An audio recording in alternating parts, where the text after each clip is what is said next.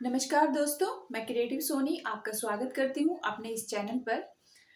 तो फ्रेंड्स, आज मैं ऐसे ही रैंडमली कुछ वीडियोस देख रही थी जिसमें मेरे सामने कुछ ही घंटों पहले डाली गई पुष्पेंद्र कुलश्रेष्ठ जी द्वारा डाली गई एक वीडियो मेरे सामने आती है, जिसमें उन्होंने योगी जी की बड़ाई की और कुछ ऐसी बातें बोली जो मुझे काफी इंफॉर्मेटिव लगी। मैंने सोचा क्यों ना इस वीडियो को आप सभी के सामने आप सभी के साथ शेयर किया जाए। अगर आप लोगों को भी ये वीडियो अच्छी लगेगी तो आप भी वीडियो को शेयर जरूर करना और वीडियो को सुनना जरूर। पुष्पेंद्र कुलश्रेष्ठ जी द्वारा बोली गई ये बातें मुझे लगता है हम सबको सुननी चाहिए और वीडियो को ज्यादा से ज्यादा शेयर करना चाहिए। सुनिए। उत्तर प्रदेश की धरती वालों ने दोबारा से मैसेज दे दिया है। आपका किससे क्या झगड़ा है मैं नहीं जानना चाहता। मैं इस बात से खुश हूं कि इस बदलाव ने सनातनियों को यह बोध करा दिया है कि जो ये कहता है कि जिस भाषा में जवाब चाहते हो उसी भाषा में समझा दूंगा। जो ऐसी भाषा बोलने वाले, ऐसे ही अंदाज में बात करने वाले लोगों को जब सत्ता आप सौंपते हैं तो वो उसको इस बात की चिंता नहीं होती। और मुझे मालूम है कि जब पहली बार वो मुख्यमंत्री बने थे तो वहां प्रेस कॉन्फ्रेंस हो रही थी, बड़े सारे पत्रकार थे। इसलिए ये जो करेज है ये जब ही आएगा जब आप लालच से बाहर आएंगे। प्रेस कॉन्फ्रेंस हुई, उनसे एक सवाल कहा गया कि आप एक संत हैं, योगी हैं, आप मठ को चलाते हैं, आपको मुख्यमंत्री बनके कैसा लग रहा है? उसका एक लाइन का जवाब है, उससे उसके चरित्र का पता चलता है। उसने कहा कि जिस मठ का मैं योगी हूं उसके सामने इस सीएम की कुर्सी की औकात क्या है। उसने अपने उस मूल की ताकत को अपमानित नहीं किया। कोई और होता तो कुर्सी के नीचे भी लेट जाता, कुर्सी के ऊपर भी लेट जाता, तो जाने क्या क्या कर रहा होता। उस कुर्सी के लिए मां बहन भाई सबको दांव पे लगा देता। इसे कहते हैं चरित्र। और उसने उस मठ के मुखिया होने में जो उसको प्राइड थी उसका भरोसा जताया। उसने कहा कुर्सी आनी जानी है, इसलिए कुर्सी चल के फिर उसके पास आ गई है। वो भाग नहीं रहा कुर्सी के पीछे। एक साहब ने कुछ खेल किया, उप मुख्यमंत्री थे, वो खेल कर रहे थे, उनके साथ खेल हो गया कि अपनी सीट ही हार गए। ऐसे लोगों को सबक सिखाइए। उसका घर 2 रुपए उसमें एक्स्ट्रा नहीं रखे हैं, अखंड ज्योति की पूजा आज भी करता है, कल भी कर रहा था। ऐसे पुरुषार्थियों को पहचानिए, ऐसे पुरुषार्थी आपके बीच में हैं, उनको ताकत दीजिए, आपकी हजारों समस्या सॉल्व हो जाएंगी। जो लोग वहां आग लगा रहे थे सीए के जमाने में चिल्ला चिल्ला करके, वो एक आया था जोकर हैदराबाद का, वो कह रहा था हम शाहीन बाग बना देंगे। उसने कहा बनाओ। क्या क्या कहा उसने? तुम चले जाओगे तो योगी कौन बचाएगा तुम्हें? कुछ भी बक रहा था, वो चुप रहा। अब वो उत्तर प्रदेश नहीं आया, अब नहीं। इसे कहते हैं आपकी हिडन शक्ति। किसी न किसी दिन भी किसी न किसी राष्ट्रीय विषय के ऊपर मुझसे बेहतर, मुझसे अच्छे और नॉलेजेबल लोग आपके बीच में हैं। अभी समय लगता है कि आप इस काम के लिए महीने का एक दिन, अगर ये हॉल बुक कराने में पैसा लगता है, कुछ चाय पानी में पैसा लगता है, आप सब लोग इतने संपन्न हैं कि 100 रुपए भी दे देंगे। ये युवा मुझसे अच्छे वक्ताओं को बुलाएंगे, वो और जानकारियां आपको देंगे और ये भाव आपके अंदर लगातार जगे और फिर उसके बाद आपके बीच में से निकल के लोग बोलना शुरू कर देंगे। यही हमारी कुल मिलाकर के इस मुहिम है। इस मुहिम में आप जो भी जहां है, इसमें सिर्फ एक ही काम करें कि हमारी बात आपको ठीक लगे, तथ्यों पे लगे, तो उसको 4 लोगों को बताइए। जो लोग आपसे आर्गुमेंट करें उनके आर्गुमेंट को सुनिए, प्यार से सुनिए, गुस्सा मत होइए और तथ्यों पे, तर्कों के साथ उनके उस फ्रॉड को डिमोलिश कीजिए और फिर ज्यादा समय मत लगाइए। बहुत करोड़ों लोग इस देश में आपका इंतजार कर रहे हैं और सरकार बदलना कोई बहुत बड़ा काम नहीं है और सरकार बदलने से ही सब कुछ होता है, यह मैं मानता नहीं हूं। इसलिए बार बार इस बात को कि हमने सरकार बदल ली है, सरकार तो पहले भी आपकी यहां कई बार थी, तब तो सांठगांठ थी, तुम हटोगे तो हम आएंगे, हम हटोगे तो, लेकिन हमारी पार्टी का दूसरा ना है। यही मध्य प्रदेश में चल रहा है। तो सरकार तो बहुत छोटी सी चीज है, आप एहसास तो करिए सनातन हिंदू समाज की सामूहिक शक्ति को जिस दिन उसका खुला प्रदर्शन करेंगे, सरकार आपकी चौखट पे ना करेगी कि बताओ क्या करना है। मुझे सरकार से ज्यादा आपकी सामूहिक शक्ति पे विश्वास है, लेकिन आप सामूहिक शक्ति कम, ब्राह्मण की ज्यादा, ठाकुर की ज्यादा, बनिए की ज्यादा, इसमें लगे हुए हो आप, इसलिए आप ही 70 सालों से लगातार पट रहे हो और मर रहे हो। वो कुछ भी हो जाए, 72 फिरके हैं, उसके बावजूद भी जब भी उनका एजेंडा आता है, उनकी सामूहिक शक्ति इतनी ताकतवर होती है कि वो सरकार में नहीं होते, उनके 4 MP नहीं होते, लेकिन भारत की सरकार के अंदर खामोश राष्ट्रवादियों की चुप्पी के कारण भी 1991 में एक ऐसा जघन्य अपराध होता है कि मेरे हजारों साल पुराने वो मंदिर जो मेरे दादा परदादाओं ने बनाए होंगे, ऐतिहासिक उसका आर्किटेक्चर होगा, हमारी मक्कारी ने, हमारी चुप्पी ने, हमारे लालच ने, हमारे समाज के हिंदू ठेकेदारों की चुप्पी ने लोगों को नहीं बताया कि इतना बड़ा जघन्य अपराध हो गया है और हम चुप बैठे रहे। आज जब बताओ तो तकलीफ होती है कुछ लोगों को। 1991 के अंदर प्लेसेस ऑफ वर्शिप एक्ट बन गया, हजारों 40,000 मंदिर इस देश के, जो हमारे हजारों, जो अहिल्याबाई होलकर ने बनाए थे, उस पे से हिंदुओं का कब्जा हट गया और सरकार ने कहा कि 15 अगस्त 1947 को जो स्थिति है वही रहेगी, वो आपके हाथ से चले गए। 1995 में कानून पास हो गया, आप बोले नहीं। मैंने इसीलिए कहा कि आपकी प्रायोरिटीज इतनी निजी हैं कि जब तक आग आपके घर तक नहीं पहुंचती तब तक आप संकट को संकट नहीं मानते। समझदार लोग वो होते हैं कि जोधपुर की बाउंड्री में अगर कोई जिहादी आया, अगर आपने उसको बॉर्डर पे समाप्त कर दिया तो घर सुरक्षित रहेगा।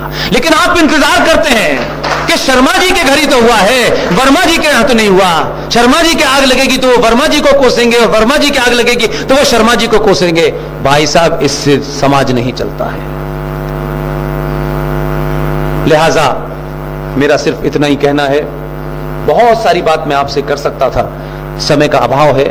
एकमात्र इशू है जो मेरे लिए और इस देश में, चाहे वो कांग्रेसी हो, चाहे सपा हो, बसपा हो, जो भी भारतीय है, उसके लिए सबसे महत्वपूर्ण विषय यही है। और ये ऐसा है कि अगर आप ये कहें कि मैं दोपहर का खाना खा लूं, मैं समझता हूं उससे भी ज्यादा जरूरी है,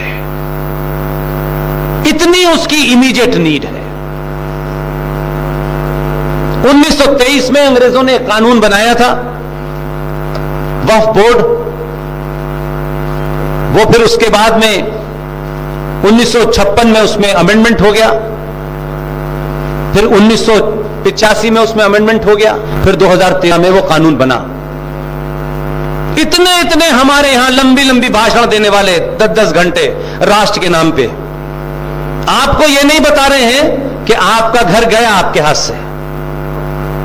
भजन करो, कीर्तन करो, मंदिर बनाओ, जो हमारे पूर्वज बना के गए थे उस पर तो हम बोले नहीं।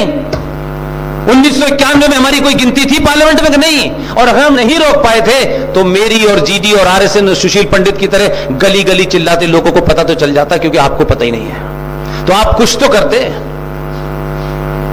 इस देश में वक्फ प्रॉपर्टी कानून 2013 में पास हो गया। उन्होंने इंतजार नहीं किया कि हमें इस कानून बनाने के लिए भारत की पार्लियामेंट में 303 MP आएंगे तब यह कानून बनेगा। वो जानते हैं कि नहीं होगा। उन्होंने आपके बीच में से दलालों को, चोरों को, लुटेरों को चुन लिया, इनको खरीदो, और वो हर जगह मौजूद हैं। ऐसा नहीं है कि उधर भी, आपके यहां भी होते रहते हैं। और 1995 में अमेंडमेंट किया, 2013 में उस कानून बना दिया। उस कानून के बारे में शायद ही, मुझे लगता है, इस हॉल में कोई बैठा हुआ आदमी उसकी निटिगिटीज को जानता हो। कोई जानना ही नहीं चाहता। बस हाँ, ऐसा है। उस कानून के तहत आंध्र प्रदेश हाई कोर्ट के अंदर एक जज साहब ने एक पिटीशन एक्सेप्ट की, ये कहते हुए कि ये संविधान के तहत भारत की संसद में पास हो गया है, इस पे मेरा अधिकार नहीं है, लेकिन मैं इसको समझना चाहता हूं, इसलिए उन्होंने उसको एक्सेप्ट की। और ये उनके ऑब्जर्वेशन है, मेरे ऑब्जर्वेशन नहीं है। उस पिटीशन पे अनऑफिशियली एक्सेप्ट की और पूरी इंक्वायरी करी, और ये आंध्र प्रदेश हाई कोर्ट के एक जज का पूरी फाइंडिंग है। और उन्होंने कहा कि भारत की जो जमीन है, जो लैंड है, टोटल लैंड एरिया है, उसके ऊपर सबसे बड़ा कब्जा रेलवे का है। नंबर 2 पे जो भारत की जमीन है वो डिफेंस के पास है। नंबर 3 पे जो जमीन है टोटल भारत की, वो वक्फ बोर्ड के पास है। अब आप इसका मतलब समझ रहे हैं? ये तो फाइंडिंग है, लेकिन 2013 में जो कानून बना, उसने उस कानून के तहत भारत में आप सबकी जमीन, भारत देश की जमीन, संसद से लेकर पार्लियामेंट और पार्लियामेंट से लेकर के पूरा राष्ट्रपति भवन और जो भी कुछ है, उसके ऊपर, उसके अंदर जो प्रावधान करके गए, उस प्रावधान के अंदर क्लासिक चीजें हुई हैं। वक्फ प्रॉपर्टी कानून जो बना है, उसका सेक्शन 36 और सेक्शन 40 यह कहता है, वक्फ बोर्ड प्राइवेट, गवर्नमेंट, ट्रस्ट मंदिर की किसी जमीन को ले सकता है। और उसको 40 के तहत यह प्रावधान कर दिया गया कि उसको यह कागज नहीं दिखाने हैं कि यह मंदिर की जमीन वक्फ बोर्ड की है, उसे नहीं दिखाने हैं। और आपको दिखाने हैं तो कहां दिखाने हैं पता है? उस बोर्ड ने, जो आपका कातिल है, जो आपकी जमीन को लूट रहा है, उसी बोर्ड ने एक ट्राइब्यूनल बनाया है, आपको अर्जी वहां लगानी है। और आगे क्या कहता है सेक्शन 40? सेक्शन 40 यह कहता है कि जब वो जमीन उनके कब्जे में आ गई और उन्होंने क्लेम कर दिया, तो उस जमीन के कोई उनको नोटिस नहीं देना आपको। ये मान लीजिए इस हॉल का कोई मालिक है और वो ये कहे कि ये वक्फ बोर्ड की जमीन पे बनाए, इसके लिए उन्हें नोटिस भी हैंड ओवर नहीं करना। सेक्शन 40 का लास्ट सेक्शन ये कहता है कि अगर आपने तय समय पे ये जगह खाली नहीं की, तो सेक्शन 36 का पॉइंट और 40 का पॉइंट ये कहता है, यू बिकम ए इंक्रोचर। आप इस जमीन के ऊपर एक इंक्रोचर है, आपको धक्के मार के पुलिस वाला बाहर निकाल देगा और चाबी वक्फ बोर्ड को दे देगा। और सच सुनना चाहते हैं, इस कानून के तहत उन्होंने डाका डाला। आपको अगर यह कानून दे दिया जाता तो कानून बनने के बाद भी आप बहुत महान बनना दिखना चाहते हैं। उन्होंने कानून भी बनाया और देश में पहला सबसे बड़ा कांड यह किया कि ताजमहल को वक्फ की प्रॉपर्टी घोषित कर दिया। आप जाते हैं, प्यार की निशानी का टिकट लेते हैं, उस पे आने वाले करोड़ रुपया उन जाहिल मुसलमानों के बीच में बढ़ जाता है, और आपकी सरकार जो आपसे पैसा लेती है, जो आपसे जीएसटी लेती है, जो इनकम टैक्स लेती है, उस पैसे से उसकी रख रखाव करती है। 2005 से यह ताजमहल उनकी प्रॉपर्टी घोषित हो गया है। दिल्ली के अंदर कई मकान खाली कर दिए गए हैं क्योंकि आप जानना नहीं चाहते, क्योंकि आपका मकान सुरक्षित है, क्योंकि आपके मकान का गेट लोहे का है, 2 गार्ड खड़े हैं। आप ये समझ रहे हैं कि ये गार्ड और गेट आपको रोक पाएंगे, ये नहीं रोक पाएंगे। अब आप सोचिए कि इस देश की जमीन को अगर हम 3 टुकड़ों में बांट भी लें, और ये जज साहब का है, भाई सबसे ज्यादा रेलवे को दे दिया, फिर डिफेंस को दे दिया, फिर वक्फ बोर्ड को दे दिया, ठीक है सब। अब उस जमीन के उस हिस्से में से एक हिस्सा रह गया। 4 टुकड़ों में से 3 टुकड़े तो हो गए ना, आपको समझ में आ गए कि भाई रेलवे के पास चला गया, डिफेंस के पास चला गया और वक्फ बोर्ड के पास चला गया। अब वो जो लास्ट हिस्सा है उसमें 90 करोड़ हिंदू भी रह रहे हैं और 26-20 करोड़ मुसलमान भी रह रहे हैं।